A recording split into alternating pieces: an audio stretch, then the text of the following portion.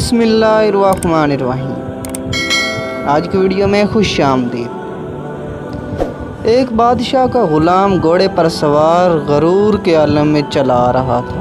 سامنے ایک بزرگ آ گئے۔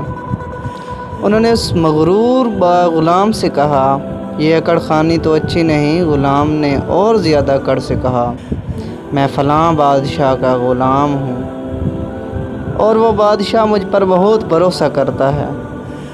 جب وہ سوتا ہے تو میں اس کی حفاظت کرتا ہوں، جب اسے بھوک لگتی ہے تو میں اسے کھانا دیتا ہوں، کوئی حکم دیتا ہے تو فوراً بجا لاتا ہوں۔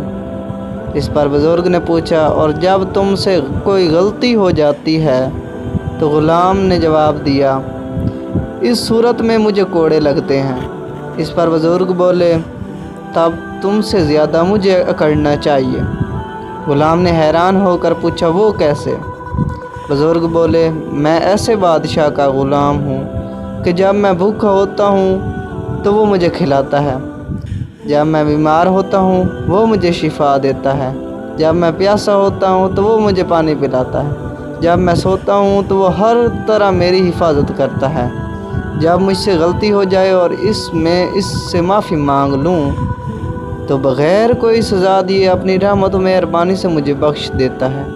یہ سن کر اس مغرور غلام نے کہا، تب تو مجھے بھی اس کا غلام بنا دیں۔